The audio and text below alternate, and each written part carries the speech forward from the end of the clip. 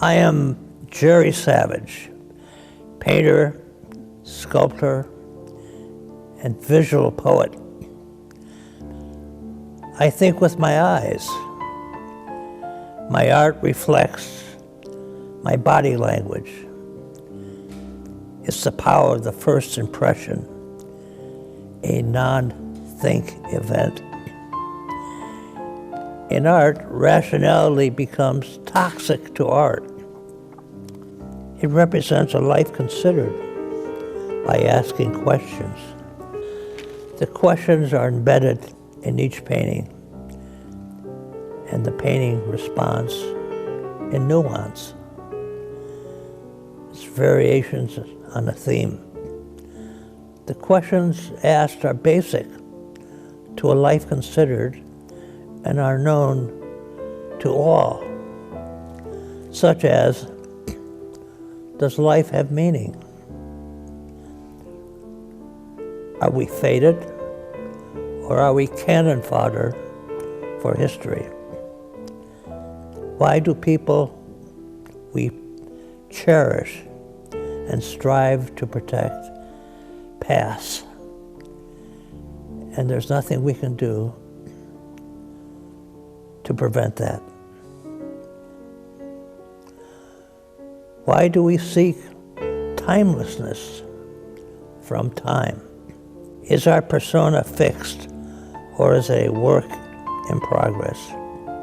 The questions are endless, and each viewer, depending on their background, their sensibilities, their emotional state of being, will have their own questions. The paintings you're about to see are not illustrations of actual events with known conclusions. They're not illustrations, but a juxtaposition of recognizable symbols whose relationship between each other is a thought process in motion. It is the connective tissue that connects each symbol to each other. This becomes a dialogue between the artist, object, and the viewer. The three become one. The surface of these paintings is controlled and precise. I want a clarity. I want a sense of surface beauty, of organizational skill. However, the symbolic symbols is a deep dive. I had no idea what my conclusions would be. The juxtapositions had its own life form. It became organized chaos. Significant art always reveals more. The deeper you look, the more you see. It becomes ageless. The new commingles with the past and embraces the now. Great art is as fresh as the day it was created. The paradigm does not define it. It is timeless. It is our connection with the other, because we are the other. It represents a shared experience that is the core of a functioning society. It is the invisible hand that navigates our life. From my art, I've concluded that the cosmos is governed by thought, which is more real than material objects, and is proof that the spirit exists because it creates and transforms. It shows that life has purpose. Life is about life, forever and ever. Ask and one shall find. It is not what you want, but what you need.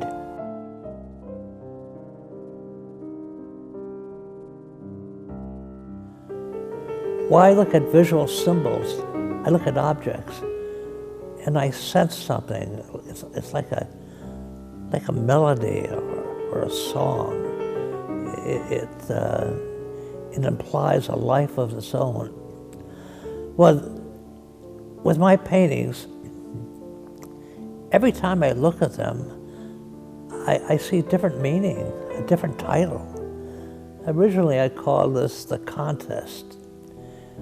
The beginning was a central figure. It's from a Greek sculpture of three figures, three goddesses.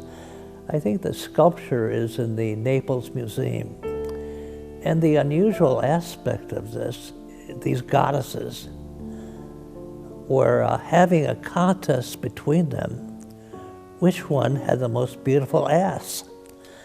I was amazed that these goddesses would be concerned about these human concerns.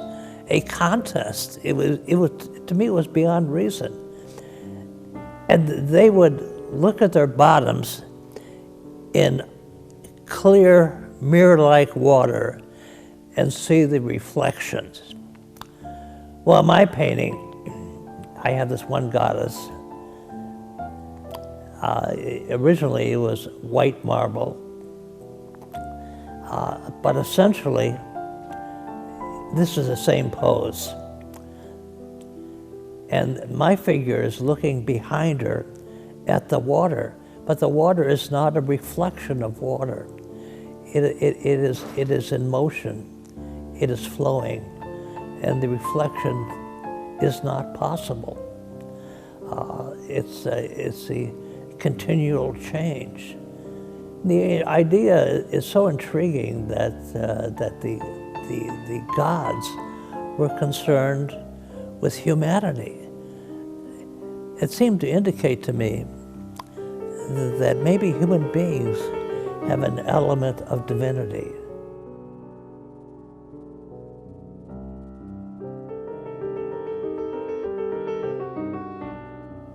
I saw an image of a Rose Bowl queen, you know, from the 50s, and she was a girl about 16, 17 years old. Absolutely beautiful. She was the star of her community and family, much loved and beautiful. She, to me, represents a femininity as a divine source. It's a symbol of beauty and the beginning of life. And dolphins are considered oracles of God, and a lot of the dolphins are attached to trees, like a Christmas tree ornament. However, there's one that is deep diving into the tree on the right, which is actually giving birth. So I sort of sense, looking at this beautiful young woman who had the grace and beauty and innocence of youth, that had an element of transcendency, an element of the divine. And I thought of this figure in a public park, surrounded by water that the waves actually resemble mountains, carefully articulated, moving, turbulent, but not threatening. It is what it is. The figure, the Rose Bowl Queen, is surrounded by aloe plants. Aloe plants heal. And there's water leaking from the construction where the plants are growing, seeping in, eventually enveloping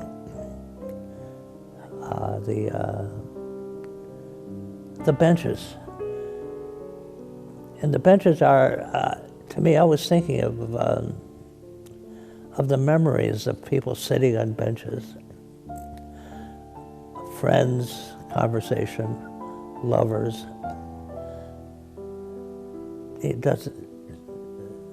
Benches have memories? They're certainly soothing, psychologically soothing. The benches are in props. They're suspended in water. And eventually, these things will disappear too. There's so many possible associations with this painting. And they're all there, they're all real.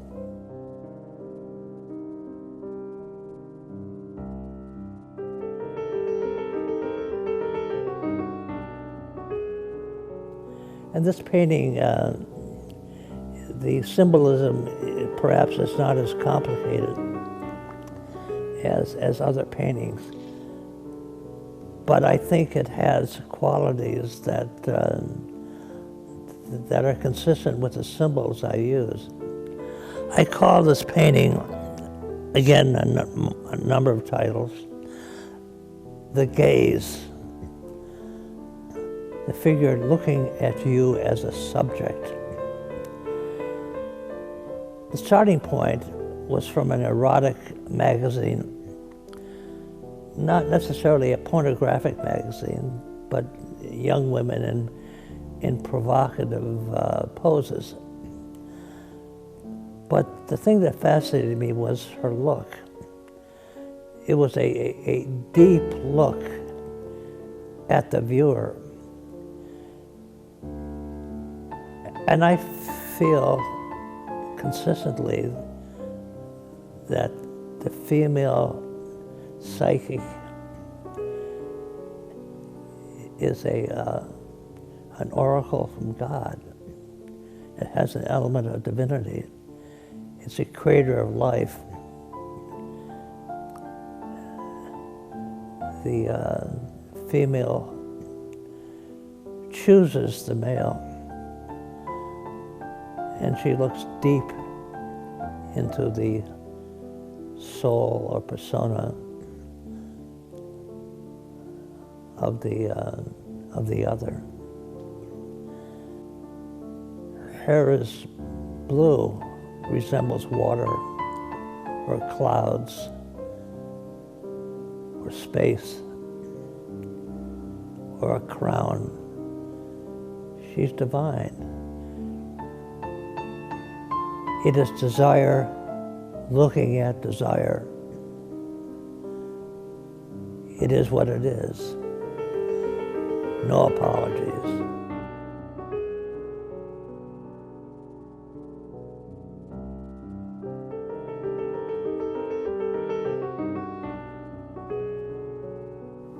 Perhaps this is one of the beginnings of the series. Most of these paintings were painted about 25 years ago. However, the themes, paintings that ask questions, are part of all my paintings in every series.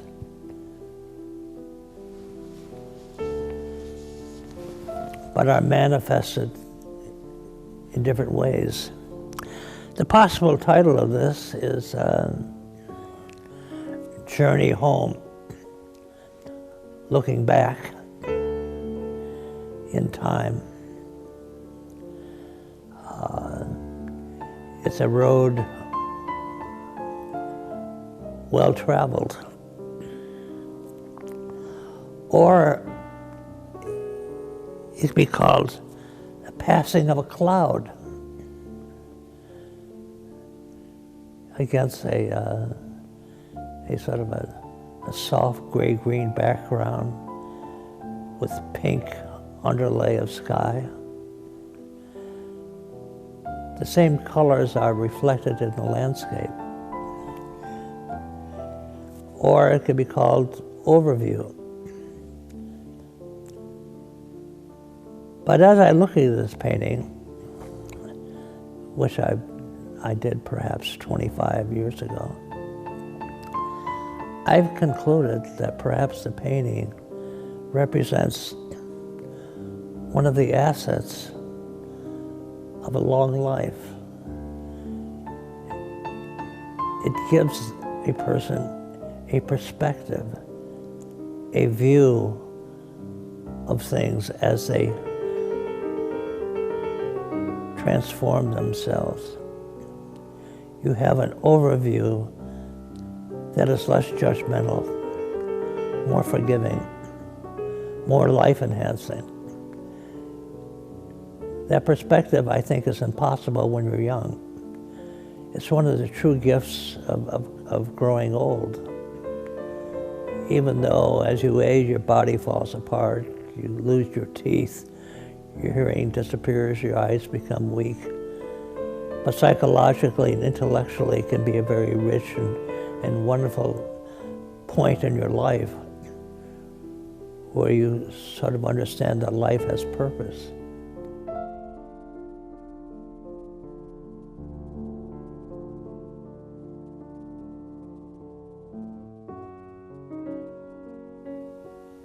I saw a postcard,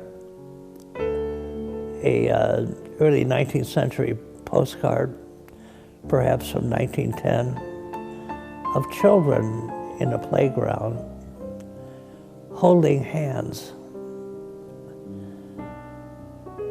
And I thought this would be a nice surrounding of these various images. And the images would contain shadows, but the shadows weren't shadows, they were living things, they were grass. The shadows became grass, the shadows became living. Again, was an element of timelessness. And each center of these pedestals made of wood, again in this turbulent sea, and wood is eventually consumed by the sea. It is recycled. The sea is turbulent. Beautiful waves. Sort of resembles a Japanese woodcut print. It's beautiful transparency, complex in design. But all these symbols are on wooden platforms. And of course, you see the center, the rock, the platform, the haunting names. Now, this was done years before the Vietnam War monument, but I think perhaps the designer was struck by names also. Behind that are photographs of soldiers of World War I, excuse me. And they're holding a dog, as if life goes on. You're petting a dog. But these are guardians that will someday be asked to give the ultimate sacrifice. Yet they have a persona of almost carefree. And behind them is a postcard of a setting sun. And behind them is two figures. An older figure, muscular. The upper torso resembles, it is a gun, a symbol of a gun. but it's an older male figure chasing a willing younger figure, also a gun. And to me, it was a symbol of the Heraclitus statement that war is the father of us all. It is just part of human existence. And behind that, you have telephone poles. Telephone poles communicate information, and those poles become cannons. You can see the shells emerging from the top. And the center, on the figure on the right, she's a symbol of what could be, lost potential. In some ways, emotionally, it's very similar to the bronze monument on stone. But all of this is in a symbol of water, chasing water, as a stage set. It's illusion that becomes reality. It is more true than truth.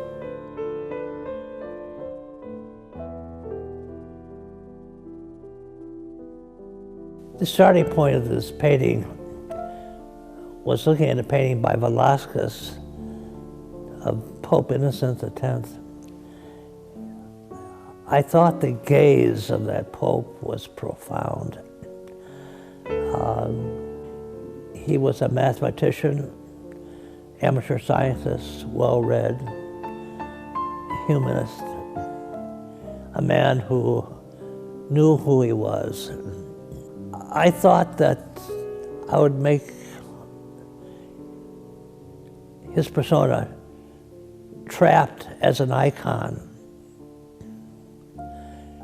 It's like looking into a mirror, a distorted mirror that the photographer Cortege uses in many of his imagery.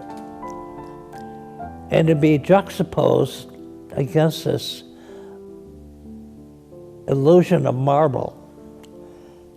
To my surprise, I found that many of the marble, the interiors of the churches, were not actually marble, but paint on stone to resemble marble. It was a facade of marble. It was an illusion. And I thought that was really an interesting symbol, that illusions became a metaphor, an unintentional metaphor within the Vatican. And this wonderfully intelligent, gifted man who unfortunately became Pope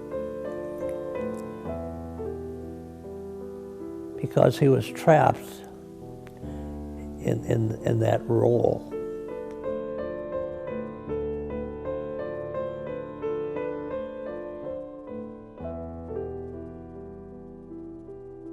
Again, this painting has a number of titles. I think that perhaps being washed seems to set the tone of the painting. It's a stage set. It's a gymnasium. It's a dance, perhaps a prom. You have props to the right and left, and you have the back prop, which is a marquee of the Chicago Theater. It's a depiction of great inhibition and fear. The men are more intimidated by women than women realize. They have to be encouraged to for the man to introduce himself, for the most part. At least that was true with me. So I wanted to depict the different personas, try to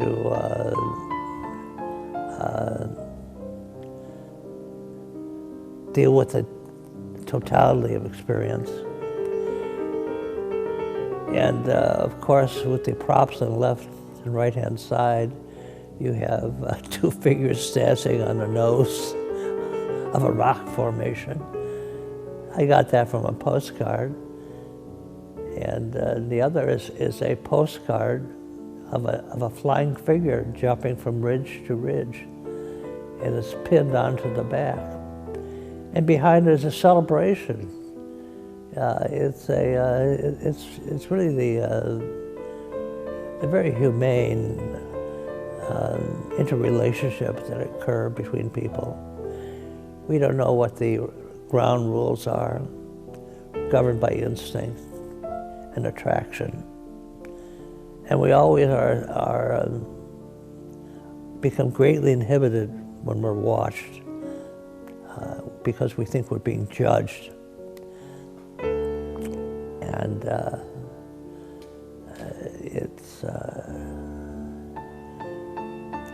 it's life, that's the way it goes. Get used to it. It's not that bad.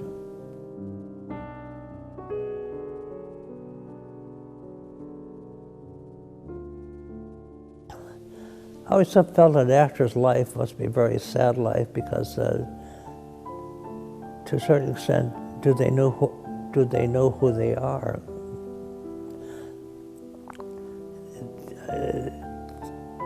It seems to me that a life of continual role-playing,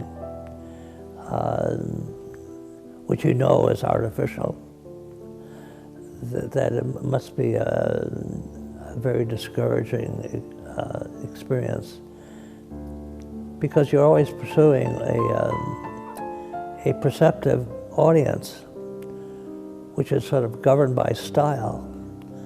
And once the paradigm changes, all of a sudden you're out of style, and where you're left with, it's a tough life. Well, anyway, the figure is in the most vulnerable state, nude, male figure, well-muscled. In fact, the muscles look like body armor. And this figure is somewhat of a dude. Look how carefully his hair is combed. You know, it has a little bit of Vaseline in the hair, a nice reflection. And he's playing an oboe. And I was told the oboe is perhaps the hardest instrument to play. And he's playing a score. And the score is an enclosed area. It's in the enclosed area by a wall. And the sides of the wall have a musical score with no notes on it. And one foot is in the water splashing it. One interesting aspect of it is that his penis is taped to a sled. And the sled represents childhood. We are a product of our early childhood. Many of our ideas about our life, our roles, our sense of ourselves begins in childhood. And that means sexual awareness. It's somehow taped to our childhood.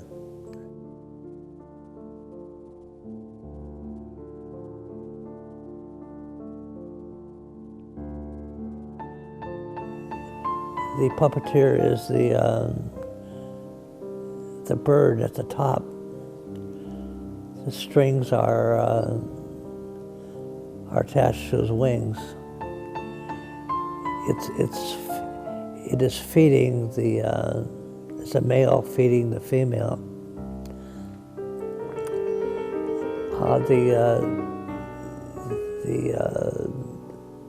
The strings are also attached to a female figure on a water slide. It's a journey through water, and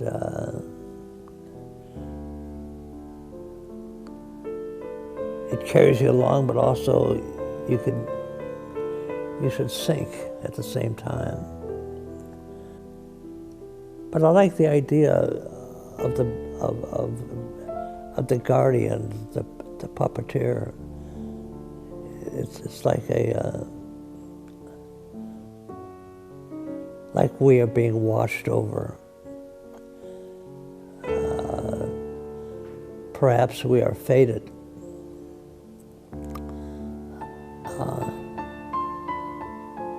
It's a dangerous ride. It's an adventure.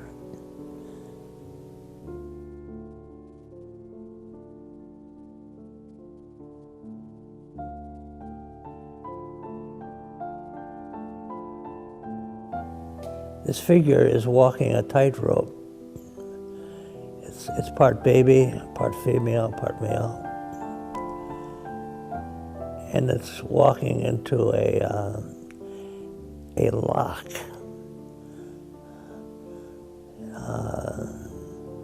A lock is a symbol of a secret. But it's the key to the painting. And there's a bridge. And the bridge has three semi-transparent figures watching this drama.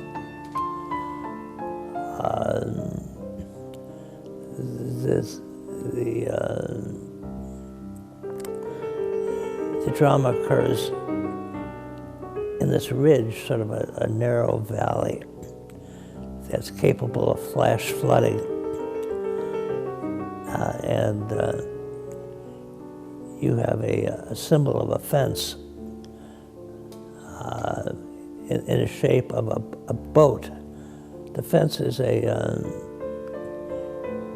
really a storm fence for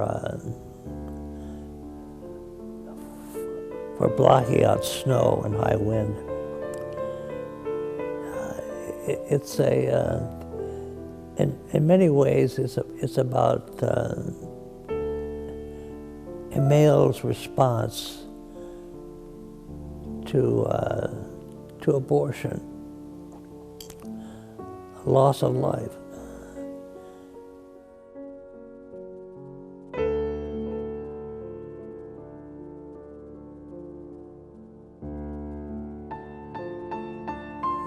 This painting was inspired by Cervantes, the romantic idealist who attacked windmills. And this was a starting point, but of course the metaphor grew and expanded, thinking about the windmill as technology. And it was technology. It was grinding seed, making flour, powering water. And so I decided to juxtapose that to a swimming pool in a desert. You have this haunted landscape of the Southwest, almost from a John Ford movie.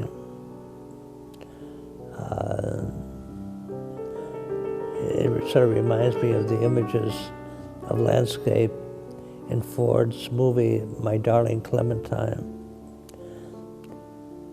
And that's on the far left, but on the right side you see a very lush landscape of green, of red, of orange, of yellow. And what you have is the evolution of change, of landscape from one form to another. Billions of years of change. But what you have is, in this fertile landscape, you have stems of growth, almost like flesh coming out of the earth. Not like a graveyard, but really emerging life.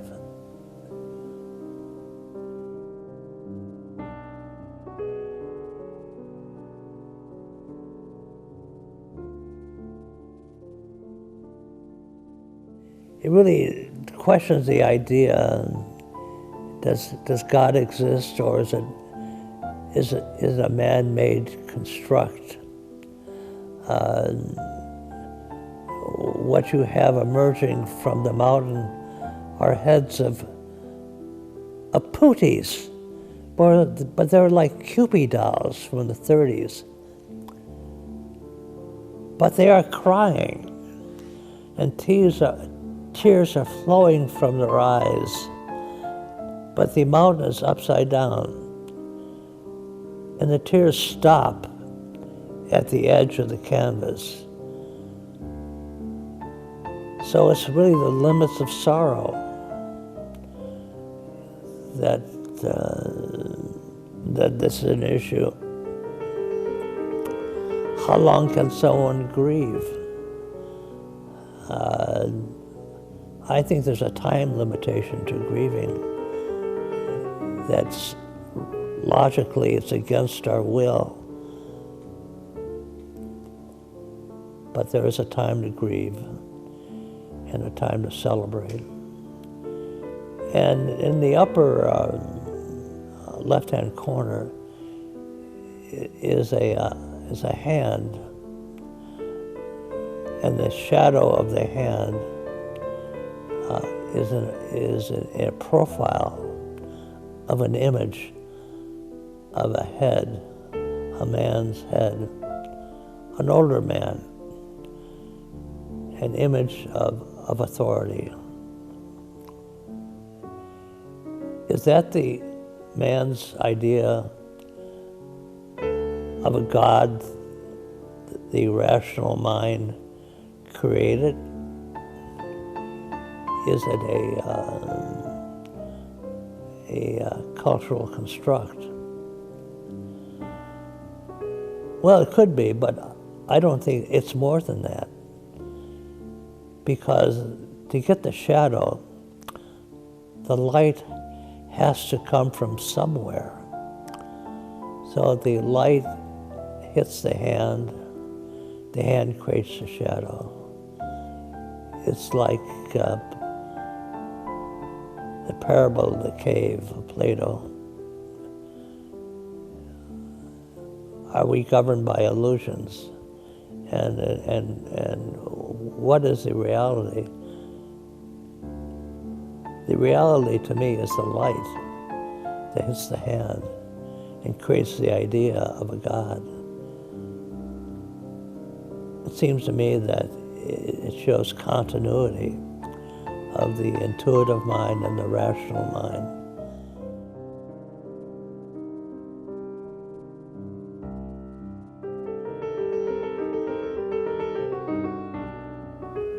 I was thinking about the voices from the sea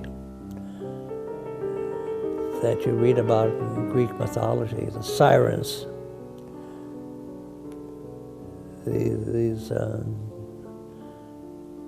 these female goddesses calling you home. The sea is, to me, is a symbol of home. You emerge from the sea, you go back to the sea.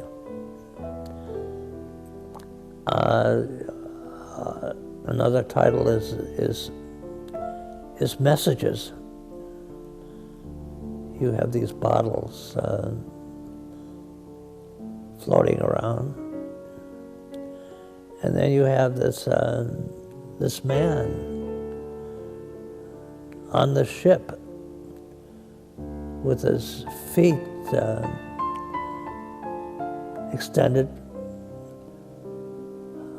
bracing on the railing of the ship. He's probably in a comfortable seat while the ship is sinking. Another message is that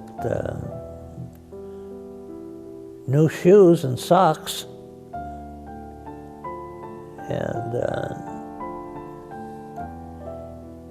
it's the attraction of the new. Shoes have a beautiful shine on it. Again, the sea resembles a mountainous landscape, carefully articulated, and in the distance is a ship or a power plant, or maybe a warship, a battleship. I'm not sure. And then you have an approaching storm, the dark clouds on the horizon. It's a perilous journey, life.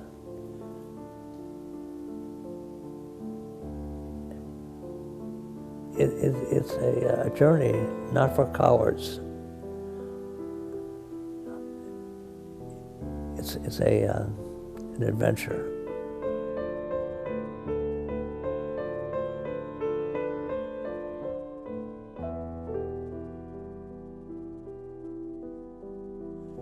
When you see men and women dancing, they seem to be in perfect unison. They respond to a rhythm. They flow as one. And the dance step is a recording and diagramming of that magic in a rational form. You do step 1, step 2, step 3, step 4, then you got it. But of course, you never really get it. Maybe if you practice it a lot, you will. But I think the interesting thing that I noticed about the painting just recently, again, these paintings reveal themselves in time. They never stop giving. The reflection of the water has almost a cone shape. Where does the reflection come from? Is it from, the sky or in front of the painting or behind it? The shape of it's rather interesting too. But the water is always, to me, a symbol of going home. It gives a sense of profound peace. And maybe that's one of the attractions for people. They want to purchase their homes at the shoreline. Maybe the horizon line gives them a sense of tranquility and continuity that they need.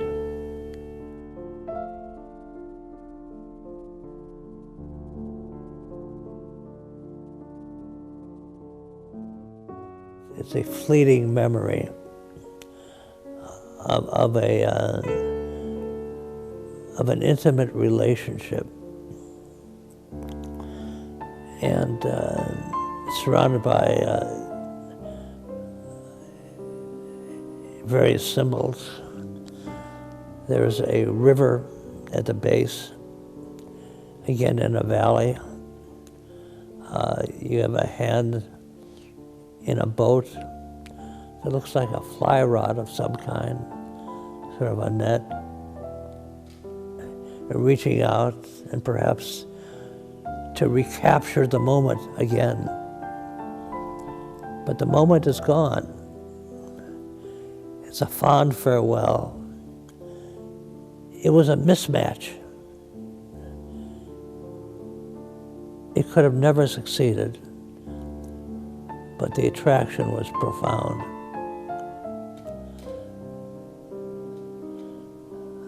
The painting technique involves a transparent use of paint with active mark making, and there's a rhythm to the areas of light and dark. It's like overlapping sounds of different tonalities.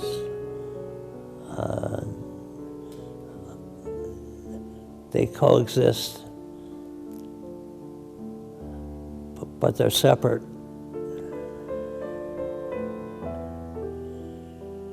Recalled memories.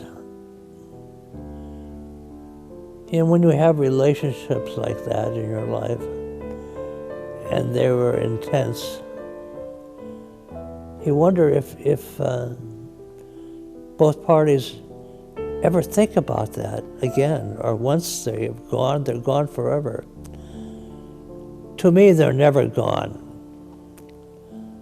They were always a rich, emotionally rich and rewarding part of my life.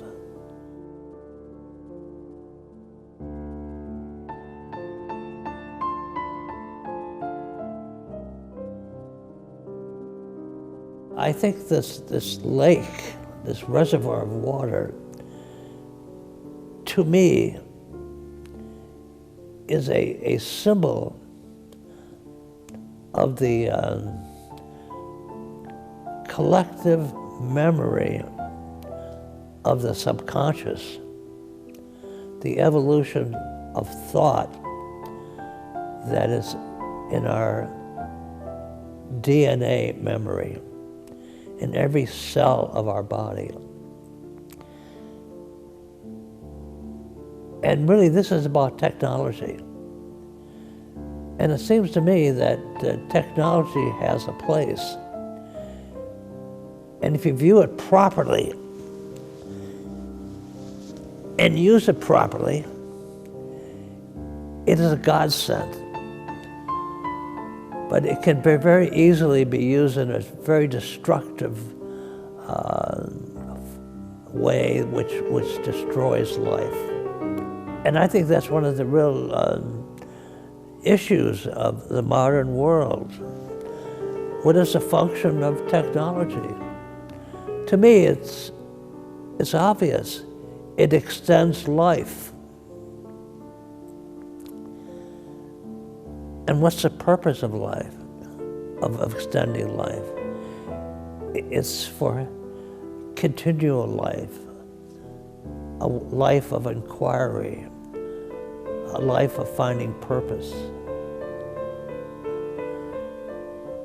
And, you know, perhaps you follow the wisdom of the collective memory of the subconscious. That will guide you, because within that memory is the things that worked, the things that were successful, that contribute to the continuation of life. And if we think about it, that we are living proof, every one of us, of the success of that evolutionary process of thought. We have survived. And it seems to me that the collective memory of the subconscious is essentially common sense.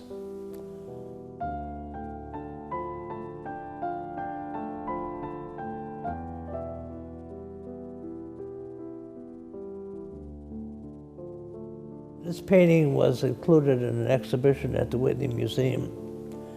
It was a counterbalance to the exhibition, to the pop art movement that was popular, in vogue at the time. It was art that deals with the problems of living. As history will verify, those concerns were steamrolled by another art movement that embraced going back to childhood, comic books, and toys of children, which had an element of truth in it because it was denial. It was a time period of great conflict. You had the Vietnam War, you had the draft, you had the drug culture, you had free speech movement, you had free love, you had the birth control pill, you had assassinations, Kennedy's, Martin Luther King. You had cities burning down. And the art that was embraced in this moment of torment and dramatic change was a retreat into childhood. So what you have these two figures in a relationship, in a physical relationship that you would think that people would embrace it in an uninhibited way. But the figures contain, each figure has a mask. And each figure is driven by thoughts, by a defense mechanism. And they're connected with fear. But I think fear was characteristic of that time period. The interesting aspect of this painting, this was part of the transition from sculpture into painting. So it almost resembles a relief, bas relief. But I surrounded it with an image of painted marble that I saw in Pompeii. It was like a strip of decoration at the edge of the wall and ceiling in Pompeii. It was about 8 inches wide and about 1.5 feet long, and it was the most beautiful red and the most delicate lines, and it was all paint. And it wasn't real. It was illusions. And in the same villa, I think there was examples of eroticism. It was people involved in lovemaking. And of course, you know what transpired in Pompeii. But the images, the frescoes of the moments of intimacy and the painted marble remained.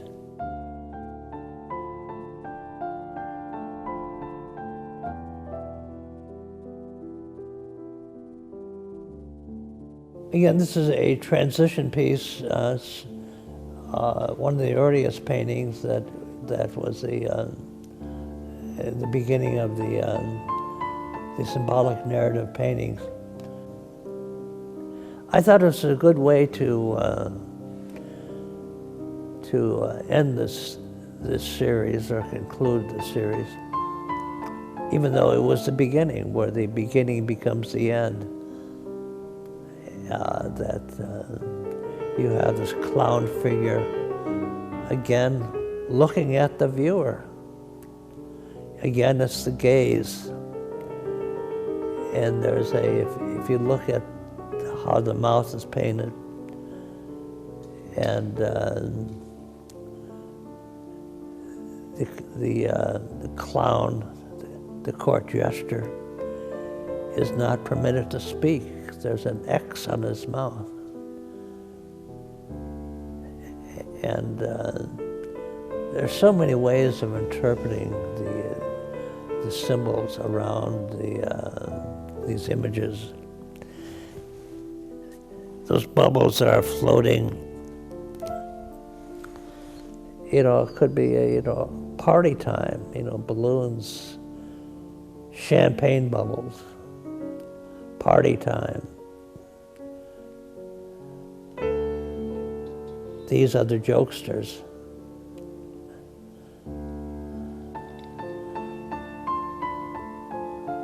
I'm fascinated by these themes that keep reappearing in my work. Bridge, water, the gaze, the interconnection of symbols, and all my work is deeply rooted in content. Normally, artists don't talk about details of the painting, but I feel a certain obligation to go into greater detail, which I've never revealed before. A couple of reasons why I do it. It helps me clarify my own journey, and I think my journey is a shared experience to others, because we are the other, and our journey is very similar. Trying to find meaning and purpose in life is a tough job. So these paintings are about this journey.